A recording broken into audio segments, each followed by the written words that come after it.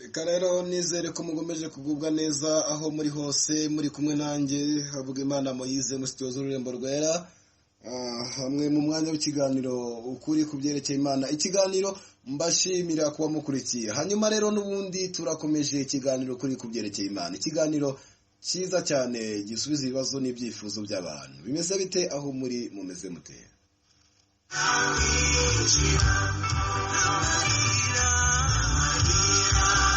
Hanyuma rero reka n'ubundi twinjira mu kiganiro neza, ikiganiro kuri ku byerekeye Imana. Tugeze ku gice cya 27 cyacyo. Igice cya 27 cyigisha ukuri ku byerekeye Imana gifite umutwe mwiza kandi umutwe ukomeye cyane, umutwe cyangwa se isanganyamatsiko igira iti ese wari uzi ibimenyetso 7 n'amafarashi ane? Ese wari uzi iby'ibimenyetso 7 n'amafarashi ane?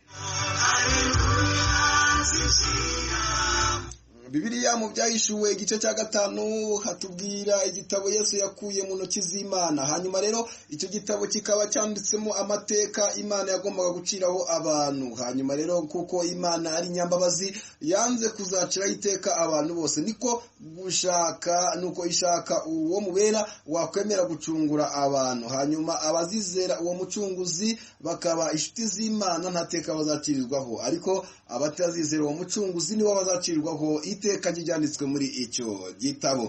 Nuko rero nkuko twabyize, Yesu ne wemeye kwitanga ngo acungure abantu. Acungure abantu. Yesu akimara kwitanga niwe wahise ahabwa icyo gitabo kugira ngo azaba ari we ukibumbura maze acireho iteka abazaba bataramwemeye ngo bizere begere Imana. Ubu rero icyo gitabo ntikirabumburwa, kizabumburwa itoro ry'Imana rimaze kuzamuka, kuko abaririmo bo ntibazacirwaho iteka. N'ayahe mateka Yesu azaciraho abantu banze kumwizera ngo abunge n'Imana y'abaremye?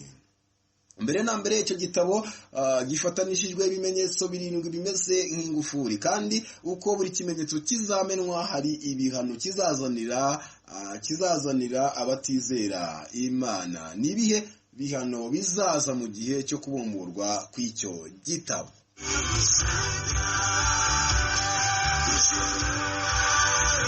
Yesu namena ikimenyetso cya mbere nibwo azahabwa ifarashi y'umweru, azahabwa no kunesha kandi azahora anesha iteka ryose, azahabwa n'inkoni y'icyuma niyo azaragiza amahanga yose. Ni nabwo azahita ahabwa ikamba ry'ubwami bw'Imana.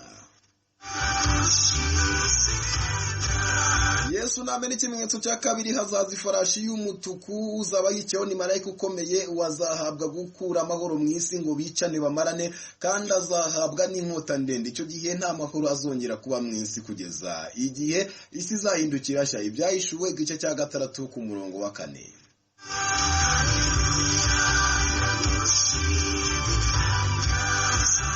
Yesu namena ikimenyetso cya 3, hazaza ifarashi y'umukara, uzaba yicayeho ni marayika ukomeye, ubu azahabwa gushyiraho ibiguzi by'ibyo kurya maze ahabwe kwicisha abantu inzara. Nibwo ibyanditswe bizasohora ngo hazabaho inzara nyinshi cyane. Byahishuwe igice cya 6 umurongo wa 5 n'uwa 6.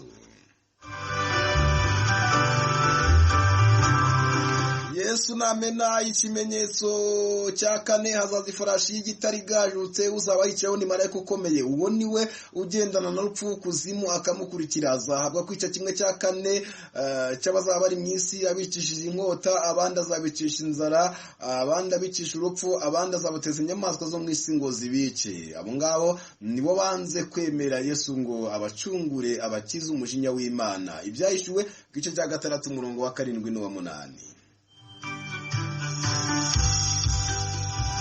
Yesu namena ikimenyetso cya 5, abahowe Imana bose bazataka cyane bifuza guhorerwa. Nuko amajwi yabo azumvikana ku gicaniro ku manywa na nijoro, hanyuma bazambikwa amakamba yera, ariko bategekwe gutegereza abandi bazabazwa nkabo, kuko muri icyo gihe hariho abazaba bakorera Imana, ariko hazaba hariho akarengane gakomeye ku bantu bazabakorera Imana katigeze kubaho na rimwe. Kora hakiri kare Ibyahishuwe igice cya 6 umurongo wa 9 kugeza ku wa 12.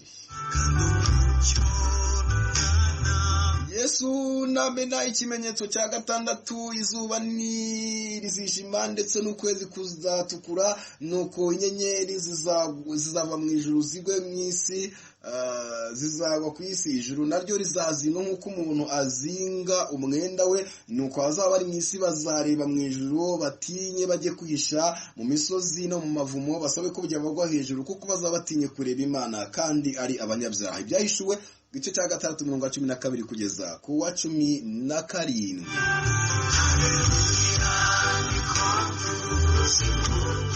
Yesu namena ikimenyetso cya 7, mu ijuru hazabaho ituze nk'igihe cy'iminota 30. Icyo gihe nibwo Imana izaba irimo gutanga amategeko y'uko Yesu n'abamarayika bakwiye guhindura isi n'ijuru bikaba bishya. Kugeza ubu nta muntu uzi uko bizakorwa, kuko Yesu yaravuze ngo nawe ubwe ntabizi keretse Imana yonyine. Ubwo rero nibwo izabereka uko babikora, kandi izanategeka uko Satani n'abanyabyaha bakwiye kugenzwa. Icyakora Imana igomba kuba izabahana by'intangarugero. Ese ibyo byose wari ubizi?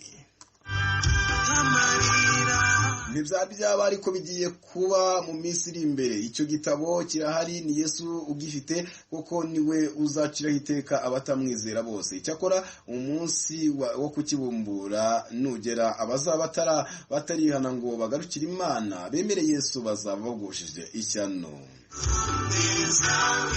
Nzibutse ko ibyo tubonye ari ibimenyetso bifatanyishije icyo gitabo. Ngaho tekereza ibyanditse muri icyo gitabo by'amateka Imana izakiraho abantu. Yewe ndumva ari byo bikomeye kuruta ibyo tumaze kwiga haruguru. Ese urashaka kubimenya? Ntujye kure, ni mu bice bikurikira. Ibyahishuwe igice cya 8 umurongo wa 1.